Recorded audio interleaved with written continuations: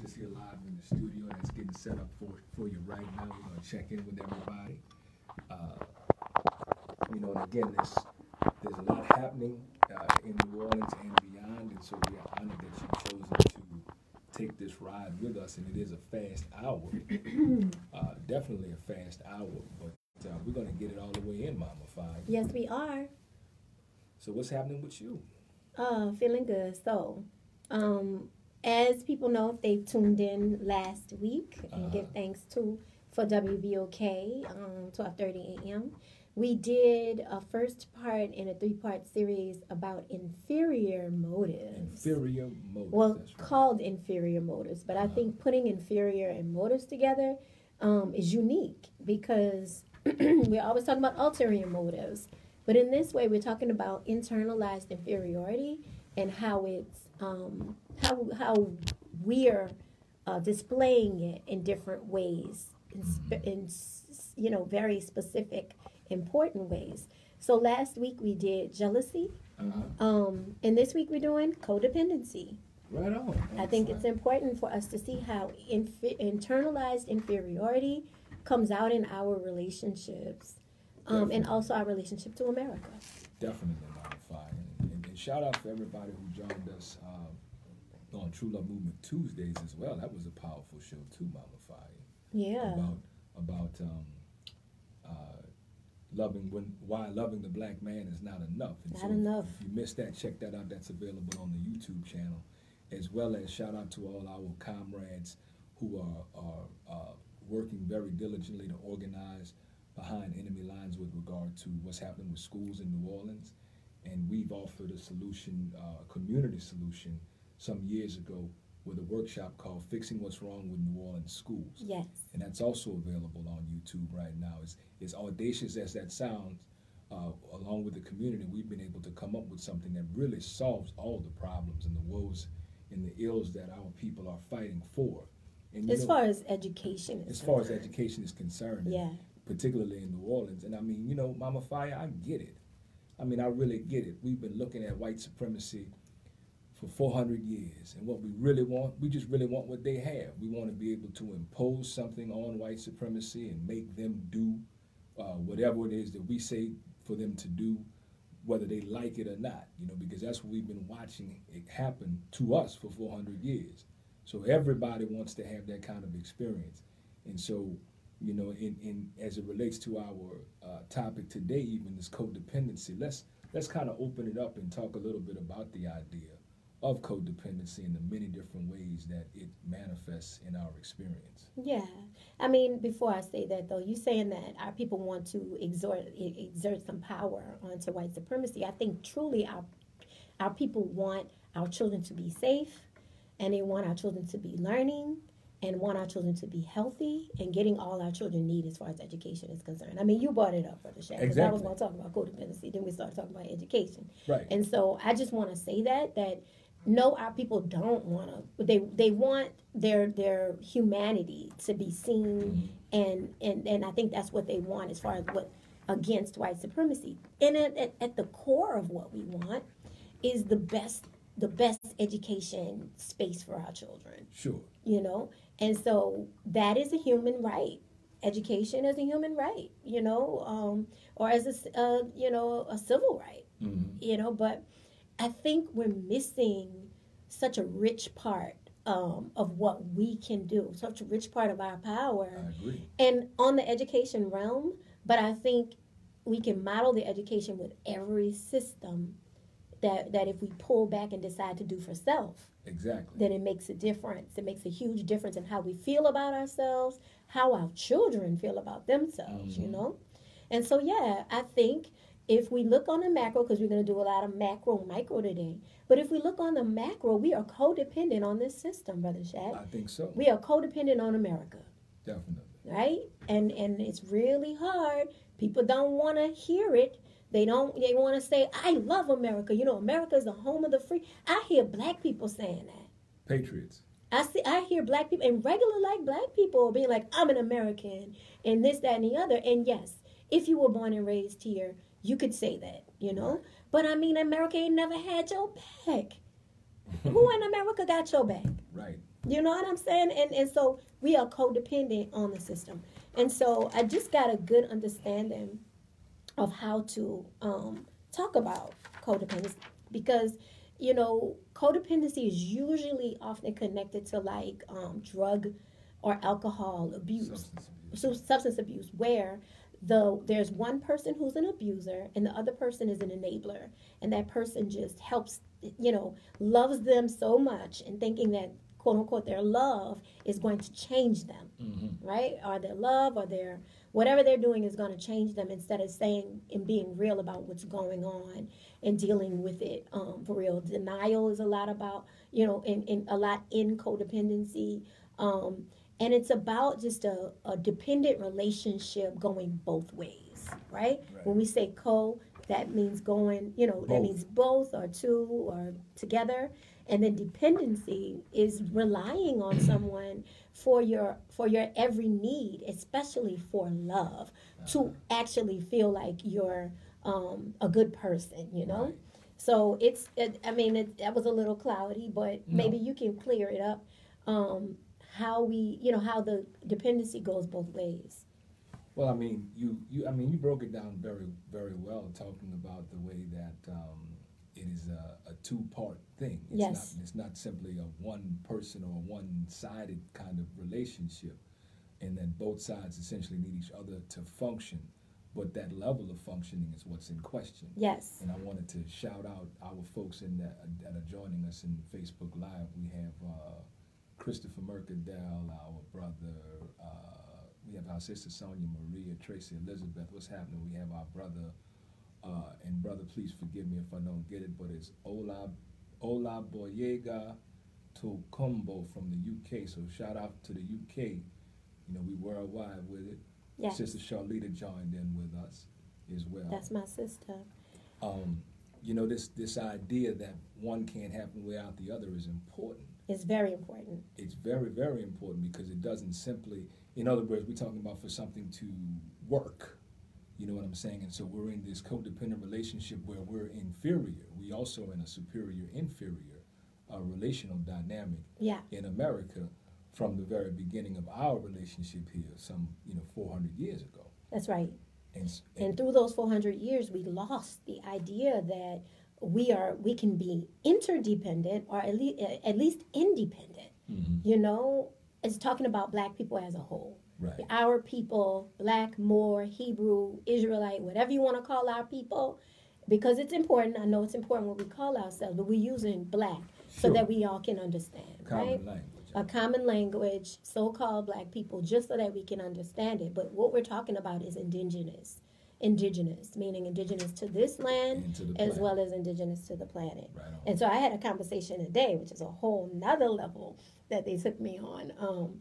But maybe we can, I was talking to Mama Tama over at the TLC. And shout out to Tumbar Life Center. Because that place is a hub for beautiful things, right? Beautiful Black things. And so she blew my mind earlier when we were talking. So maybe I'll have her on the show talking about that. But I think we got to realize, for one, that we are codependent, and how, we talked about what codependency is and talk about how we are codependent.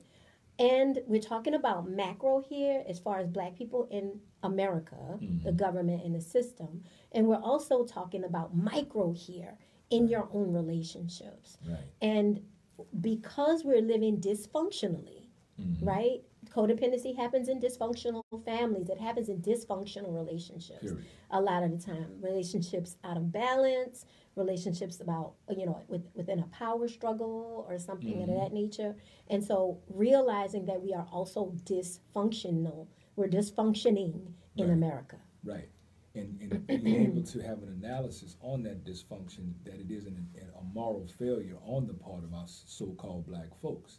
That's a very important part, because that impacts our self-esteem and how we think about ourselves.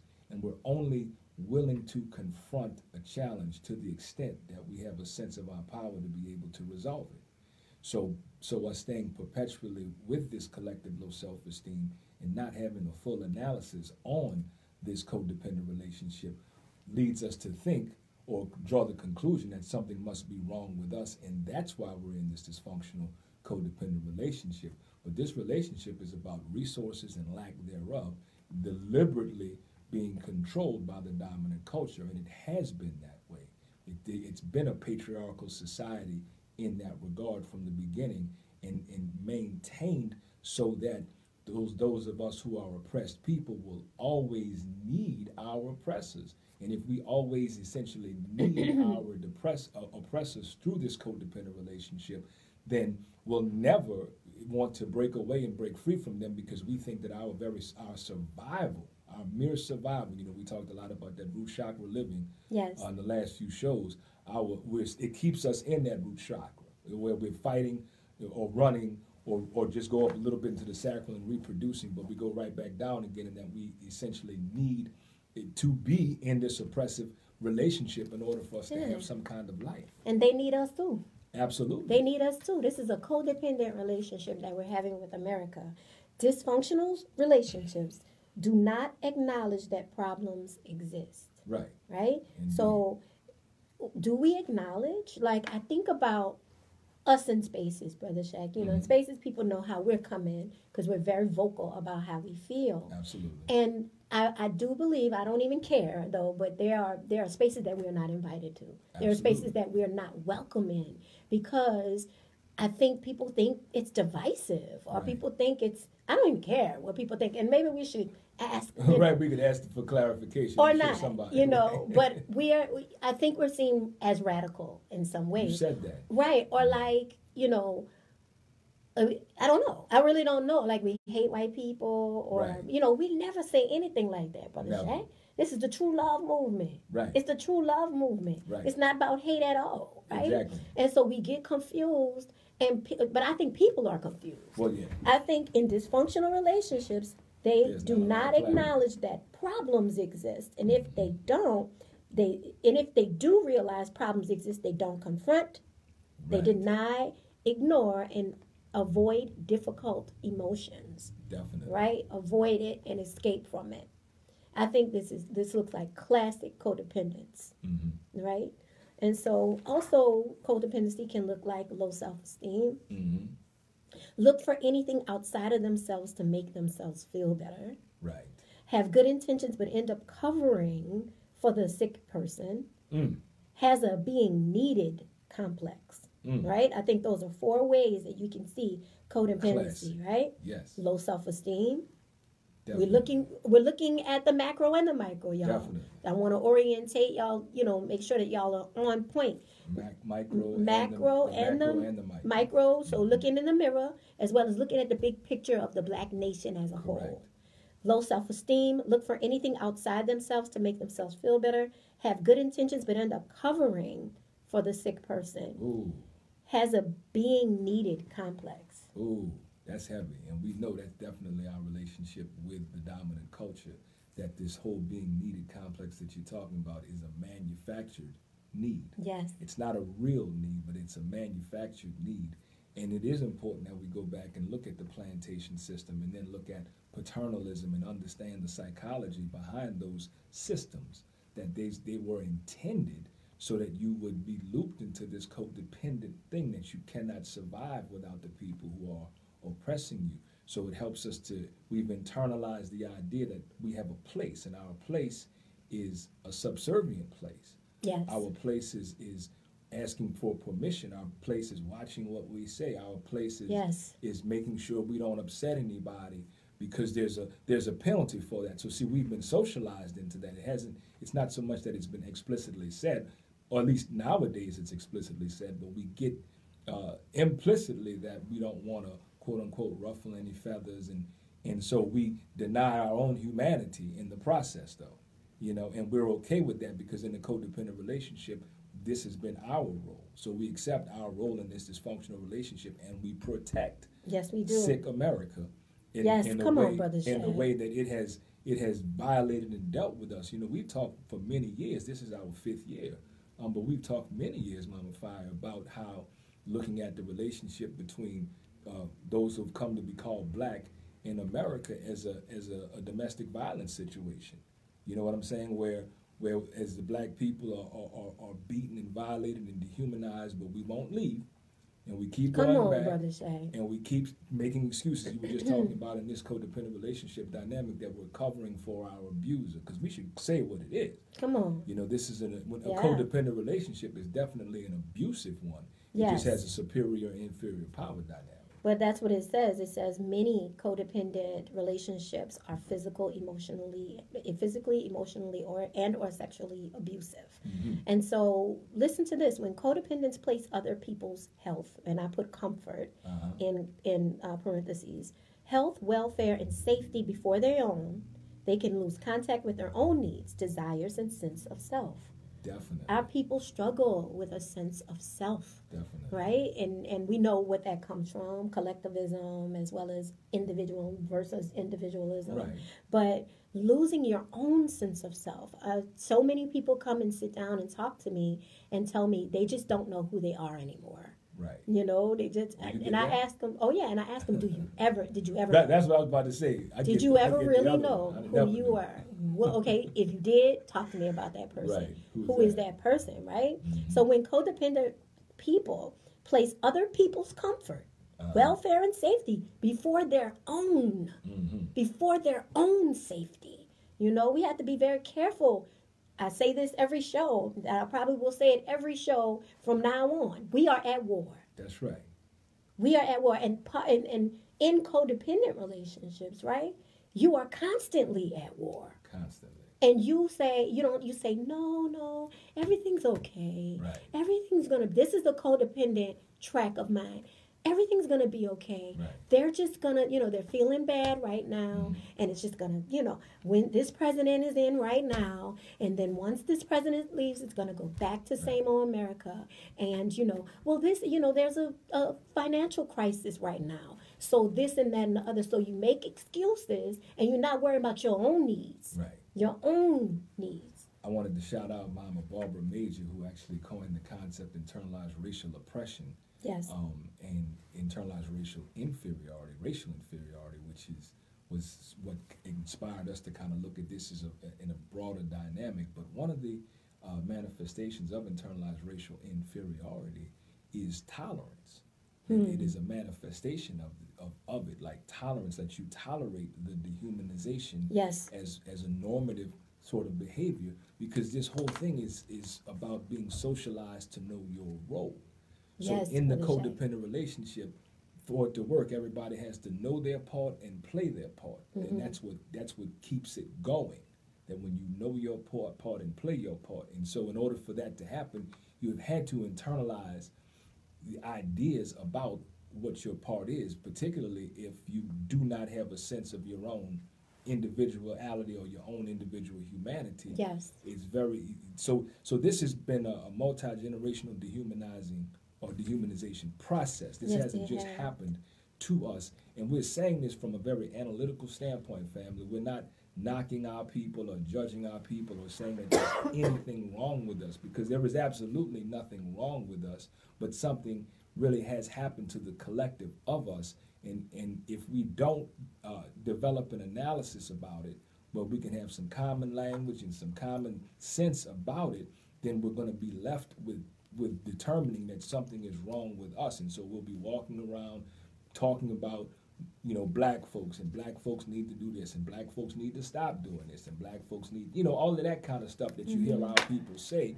because you can't really embrace yourself when you think lowly of yourself and you've accepted or internalized the definition given to you by your oppressor.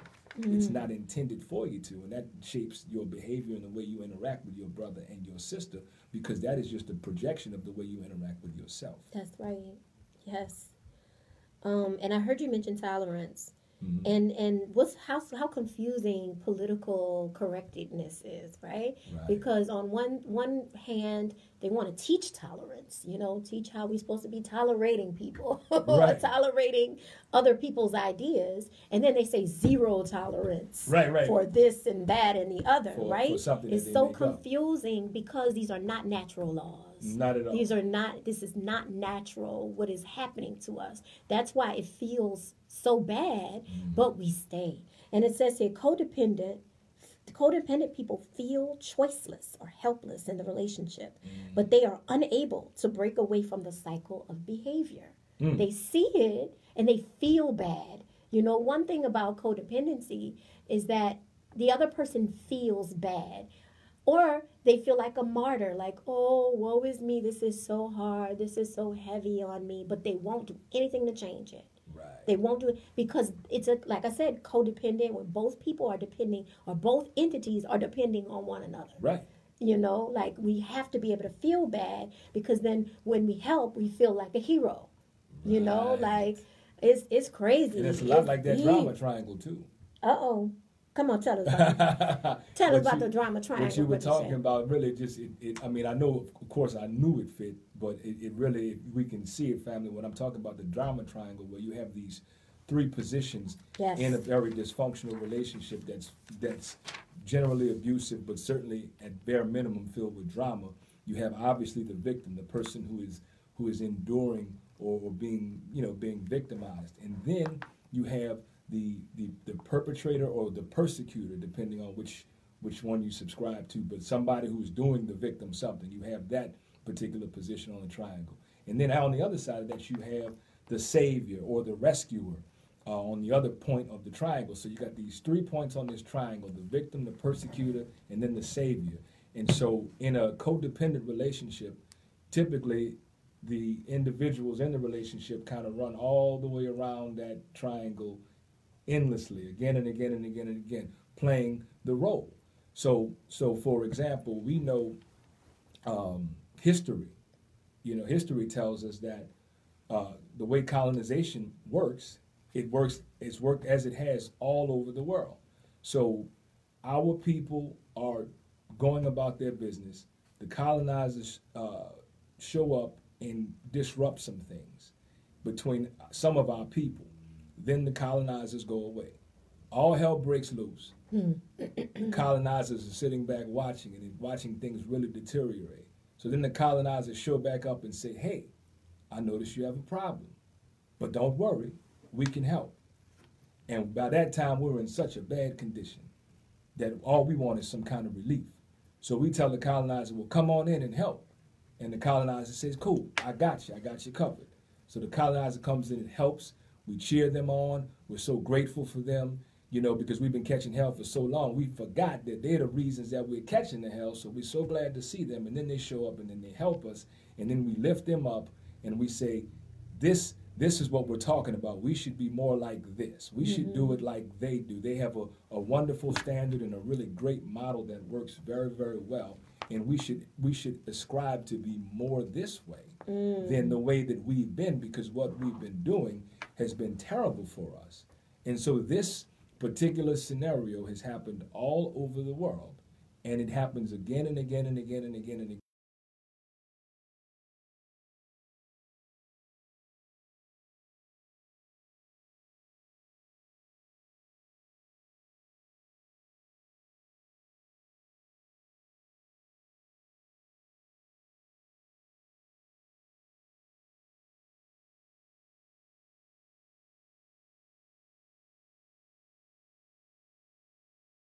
Can constantly.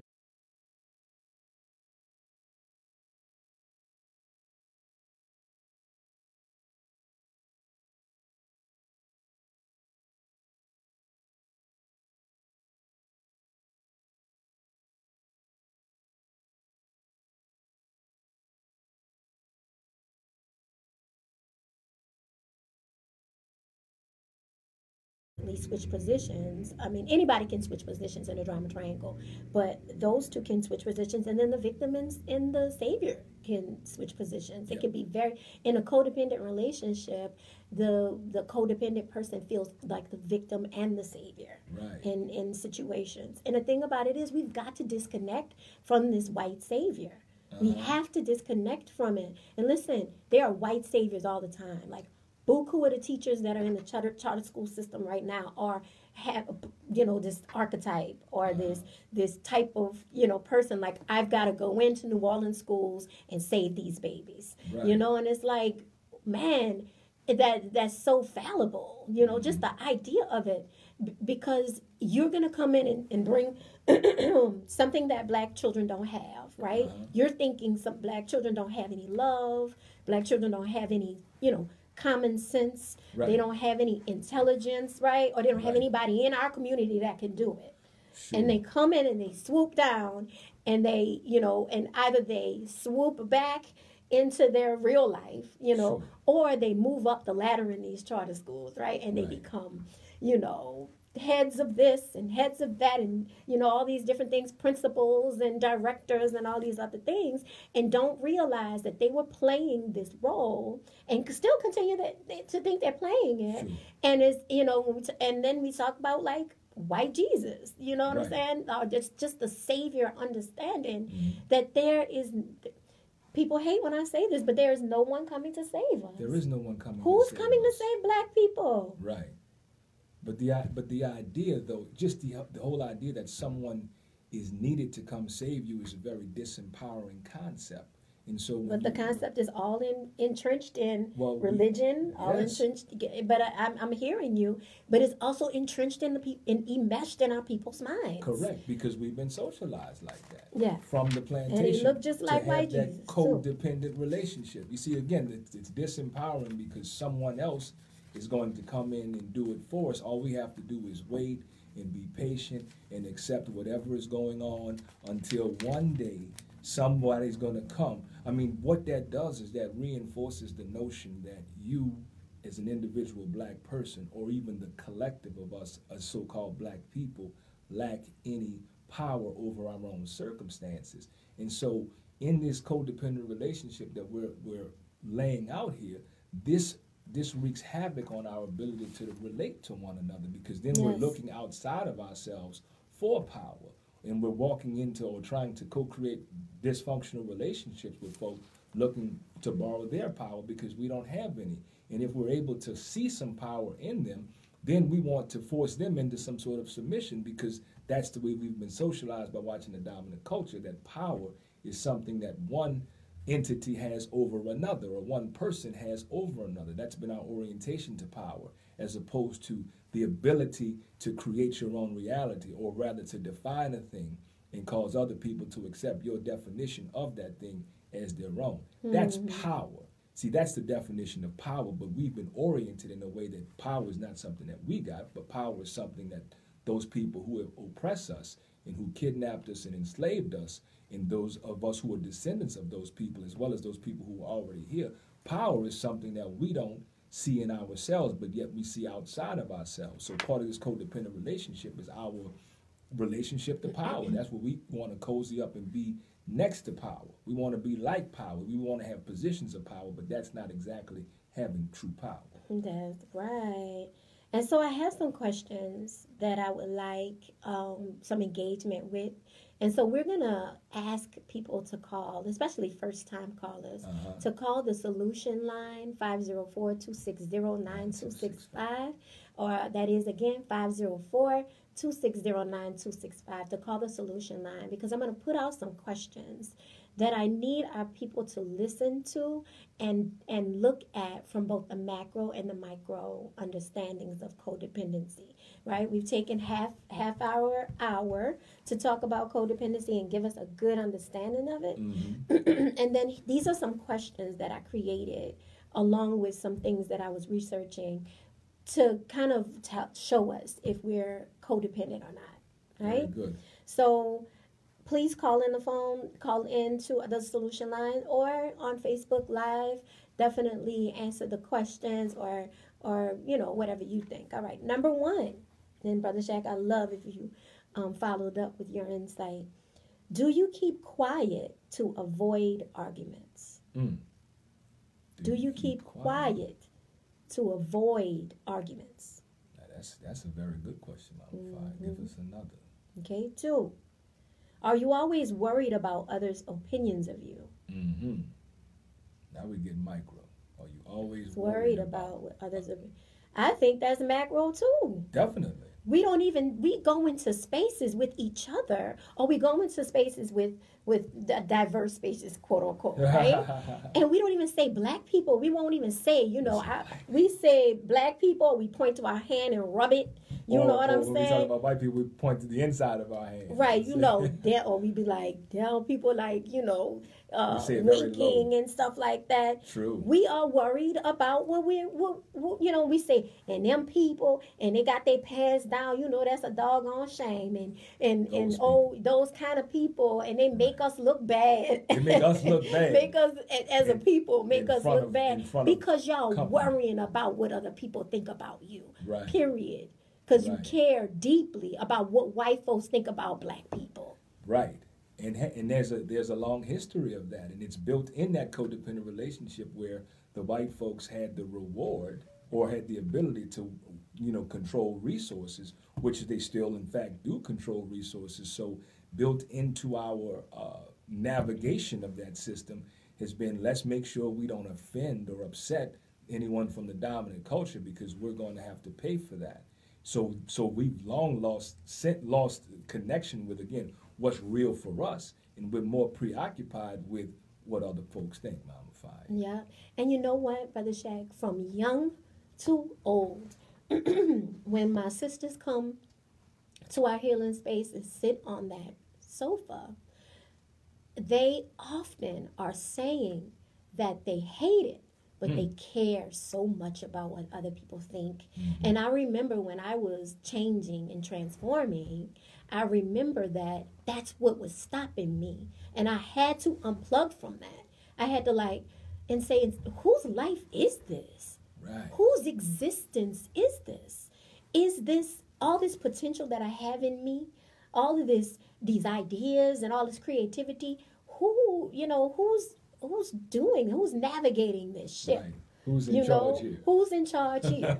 And that's when I realized, and it took a long time to dismiss that from my own brain. Right. But it's that self-work, that hard work that we've been talking about over and over again, but it must happen because you are in a codependent relationship with the dominant culture. Correct. Right? And they're telling you you're not good enough because that's the agreement. That's right. The agreement is that they're superior, and a lot of black people will not say that they think it's true, but they act as if they think it's true, right? And that we are inferior, and the same. They'll say, oh, no, we're not inferior, oh, no, but we are acting secondary, lower class, less than. You're acting this way and behaving this way to yourself. Right. To your family and to your community. So, are the opinions of others more important than your own? Also goes with, are you worried about other people's opinions of you? And are the opinions of others more important than your own? As it goes in line, it's like the same kind of thing. 4, do you doubt the ability to be who you want to be? I think that's a major one. That's major. That's a major one. Listen, we are asking our people right now, this is political education for the black nation, right? Every single time we're on air, we want to make sure you're learning something. Correct. Something, and really not only just learning it and letting it sit for a minute and letting it go, but internalizing it. Correct. Actually absorbing it, looking at it, how it affects you in particular, right? That's right. And then how it affects the macro. So, do you doubt, I'm asking you, the ability to be who you want to be? And that's not a theoretical question. When often in the work that we do, Mama Fire, one of the early questions that I'll ask is, particularly for our brothers, like, what is your purpose? Why are you even alive? What's different about the planet, or what will be different about the planet once you are gone, simply because you were here? Yeah. And a great many brothers, grown men, brothers, say, man, I ain't never thought about that. Never even considered that. And that's no judgment on the brothers. But my next question, the follow-up. Consider it, brothers. My next follow-up question is, so what are you doing? Or what do you think you're doing? Or what kind of impact are you having right now? And you don't even know this. Could you be in somebody else's way who is a little more clear about it? Is it responsible for us to be walking around uninvestigated and uninterrogated to know why we're alive?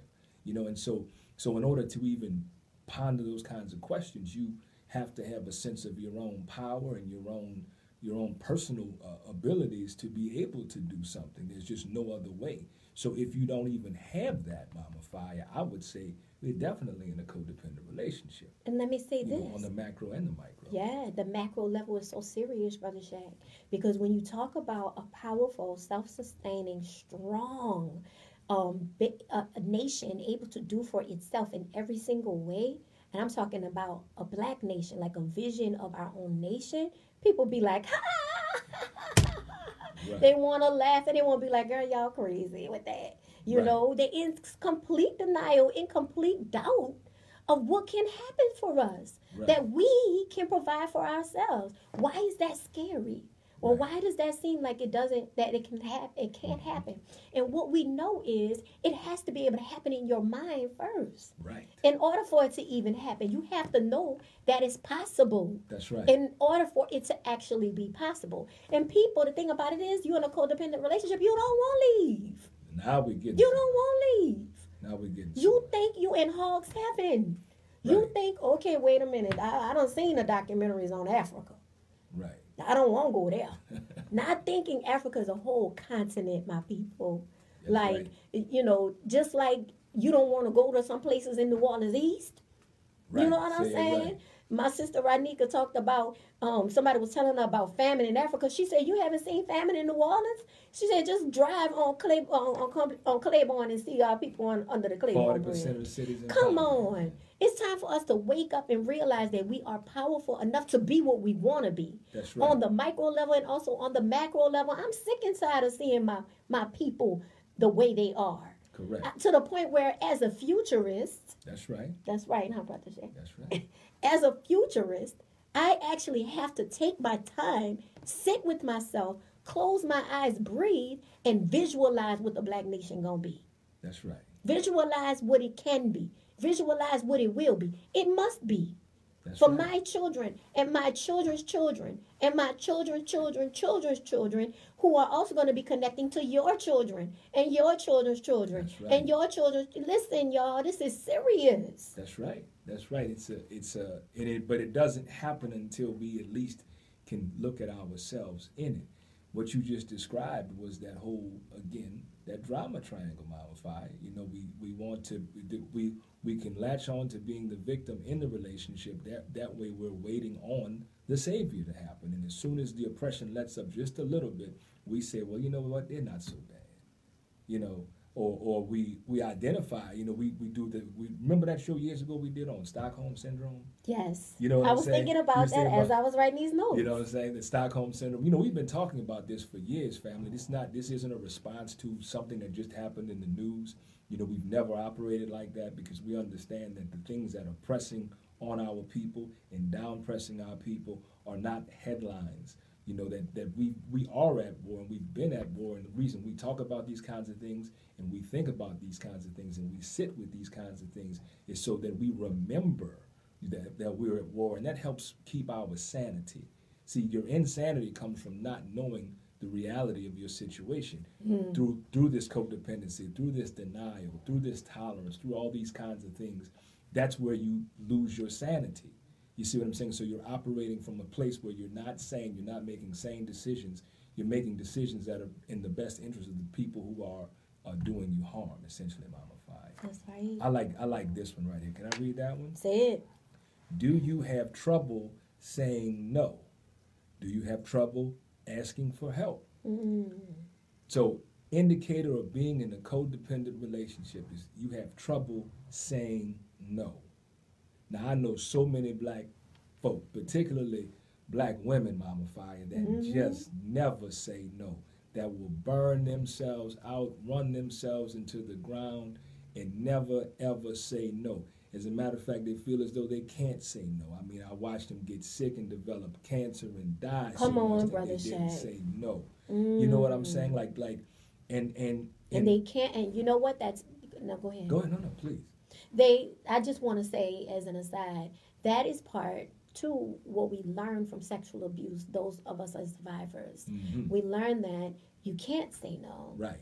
And you learn that no's don't work. Right. And that no, and then if you tell somebody that, they're gonna say that, it's your fault anyway. So Right. no is not a word that we can use. That's right.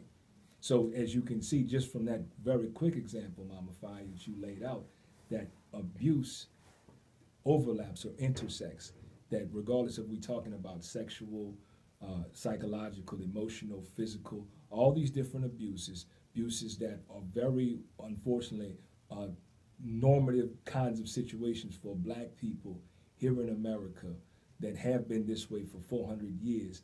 This is not a quote-unquote normal human experience, but yet something that we have accepted as normative, and so we are inside of it kind of fighting to maintain it, because Yes. we are the ones that are holding on to it, because we would rather, going back to where we started off with the whole school thing, we would rather go into institutions that have historically oppressed our people and dehumanized our people, and try to reform those institutions and demand of those people to acknowledge and lift up our humanity. We would rather take our fight and our energy and take it there, because I know it feels good to like be banging on the system, but we would rather do that than just remove ourselves from that. Come on, and then Shane. create our own somewhere else. And a lot of that has to do with, again, if you don't have a sense of your own power, your own individual power,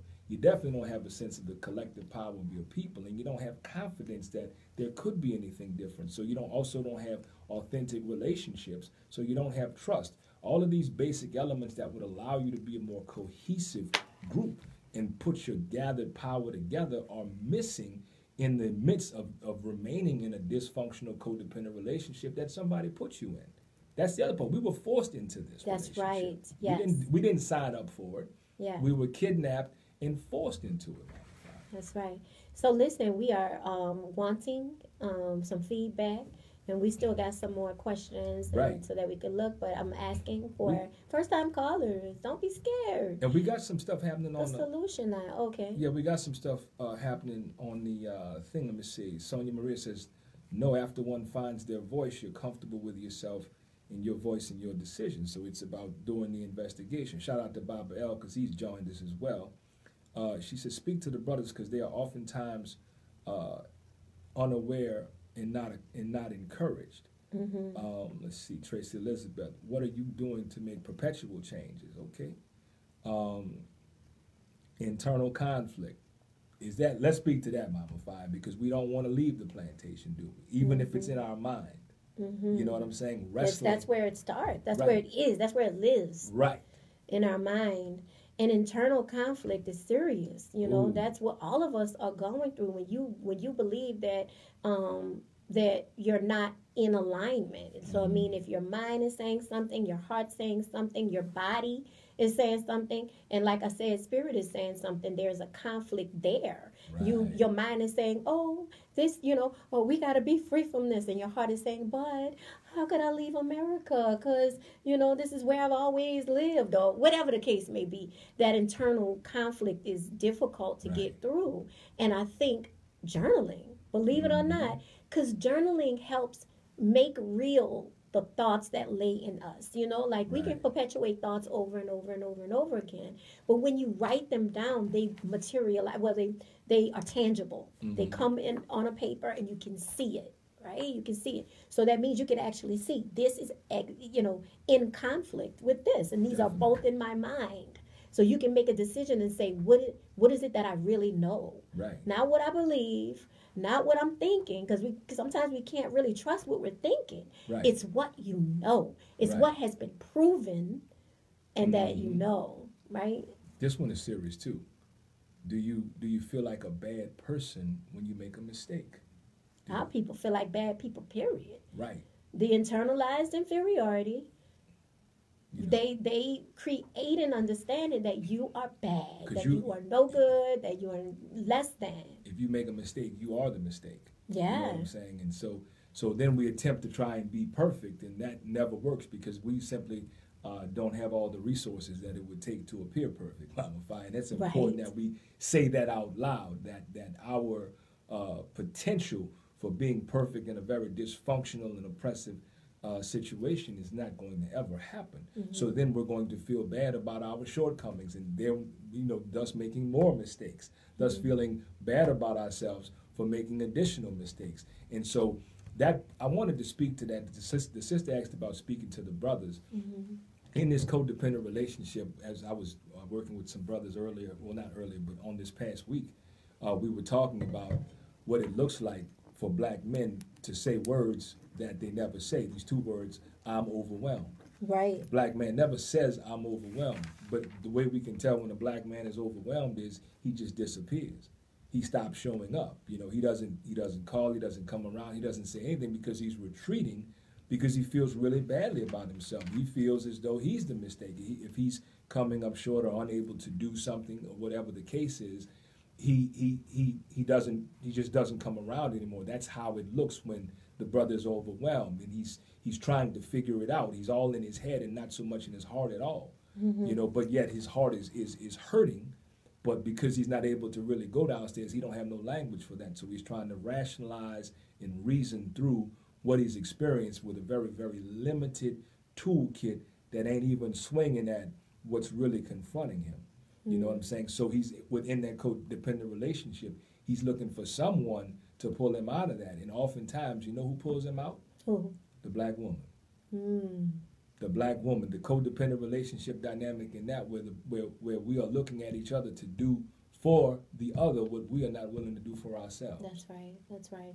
And I think we get an idea that when we're talking about a codependent relationship and we're talking about codependency, that we're saying that the woman is codependent. Right? But remember, codependency is a relationship between two people or more. Right. It's mutual. It is mutual. Mutuality. It's parasitic and a host almost. But it's dysfunctional on both ends of the spectrum. Correct. We're not saying that because you're in a codependent relationship, you should feel like, they're the victim and these people are really messing over them. It's a mutual dysfunctional relationship. And it is also, what also keeps it going is this illusion of need. And I say illusion of need because unless you've really interrogated, of course you need food, clothing, shelter, and love. Those four basic needs, or those hierarchical needs, you need those four things. But beyond that, much of what we're doing in terms of formulating a lot of these relationships is rooted in other kinds of things that we think that we need that someone else may have. And the idea is people are possessions. And so we need to possess someone. And I was just speaking to the idea that, we need to possess a person. And so if you need to possess a person, and that's dysfunctional. That's very dysfunctional, because that is the codependent relationship. Then you need to possess someone, and then there's someone else. You're going to find someone who also needs to be possessed.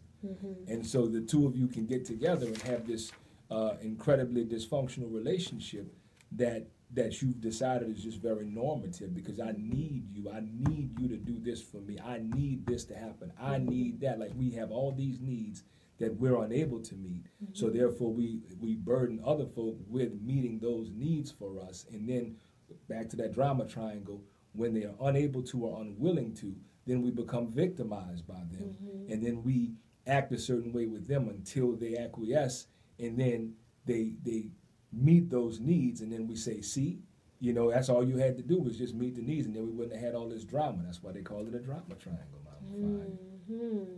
And I hope that people can see and learn something new about, codependency and really be looking at themselves, because codependency can be healed. Absolutely. Once you know what it is, and I think that's important to understand what it is, identify how it lives in you. We gave you 6 questions. There's a 7th too, but of course that happens. It says, do you have difficulty talking to people in authority, quote unquote, such as the police or your boss? Wow. Right? We know about that one, huh? Right, yeah, but I mean that's obvious. But remember, when we're trying to change and we're trying to transform, the navigation is to free. We're navigating to be free. Right. And that is what we're saying. Like, in any type of codependent relationship, you don't feel free. Right. You don't feel like you could be making your own choices for your own life as you create it. You know, Mama Fire, it takes our folks some time to get warmed up, and that's why True Love Movement Tuesdays, we got 2 hours to dig into, because this is a fast hour. So we do have a call that we can take very quickly, but we're going to have to jump off soon. Thank you for calling. What's happening? Hey, y'all. I'm going to come real quick. I think y'all might have just touched on it while I was calling. I heard you saying something about the police and something else. I'm in a codependent relationship with the hospital and my child surgeon. Mm-hmm. Yes. And it is abusive. Definitely. Of course, they won't say that they was new. But I actually just called to shout out the book Codependent No More. Yes. Because it explains codependency. Really good.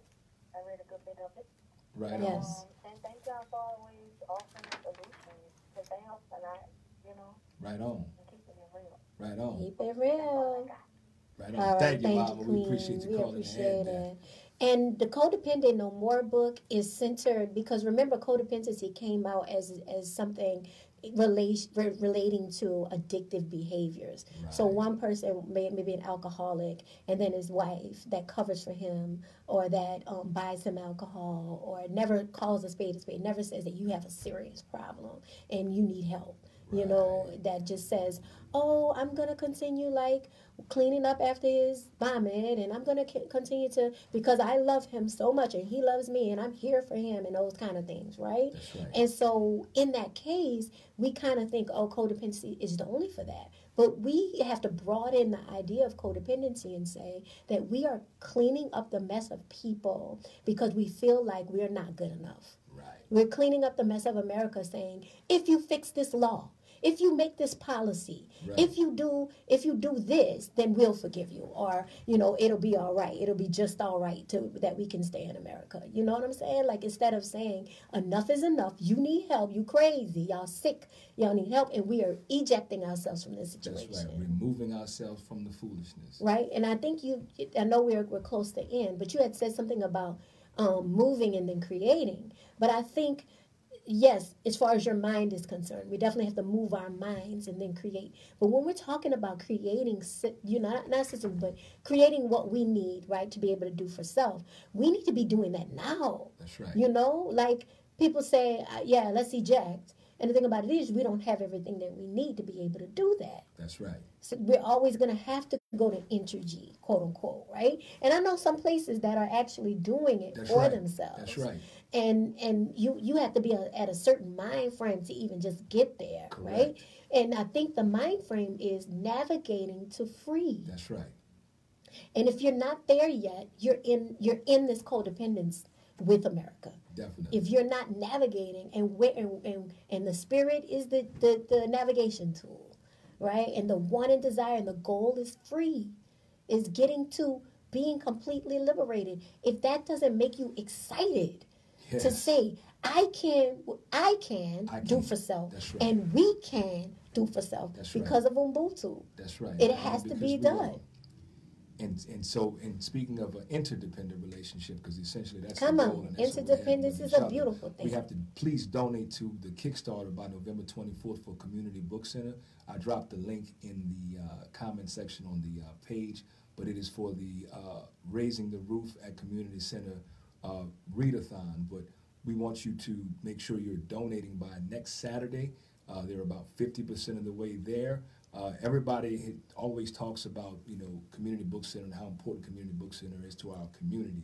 And so it's an opportunity for us to interdependently put our money together to do for ourselves to maintain this institution. It's getting ready to turn 35 years old, family.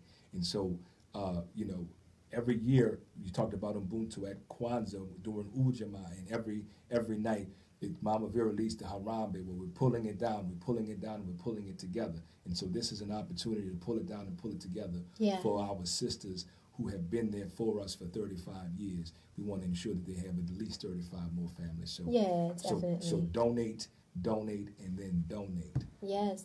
And so I'm getting ready to be at Whiskey and Sticks at 8 o'clock for the Words and Music feast that they're having. That's right. And there's a Black Joy and Justice portion of it. Mm-hmm. And so we'll be celebrating Aretha Franklin through poetry. Right on. And so I'm going to play my favorite Aretha Franklin song that really helped me transform some thoughts in my own mind. And that's a part of our therapeutic playlist, our therapeutic tunes for the soul sick sister. And because when we listen to music, high vibrational music that's trying to teach us something, we can really change. That's right. And we understand that a very big portion of us being able to move from this codependency to an interdependent relationship is recognizing our own individual contributions to the whole and not leaning on our people or hiding amongst our people, but really developing ourselves in a way that we can make a contribution to improve the condition of all of our people, and that having an allegiance to black people is not about hating white people. It ain't got nothing to do with white people. It's being very clear about who you are and what you're here to do. And what we're talking about is offense and not at all defense, family. That's right. So try to let that internalize and soak that up. And we'll continue to dialogue with you all on the True Love Movement page. The link, the thread is still open. Share the show with people you respect. Shout out to our Facebook Live family. And thank you for everybody on WBOK 1230 AM, our listeners. Like True Love Movement on Facebook, Instagram, subscribe to True Love Movement Hour on YouTube to see all the latest videos, and then join us Tuesday night at 9 p.m. Central Standard Time on Facebook Live and Instagram Live for True Love Movement Tuesdays. I'm Brother Shaq for the True Love Movement Hour. Brother Shaq and Mama Fire for the True Love Movement Hour. Wholeness. All right, Facebook Live family, we are running today. Because of Rose, Mama Fire. See y'all later. All right.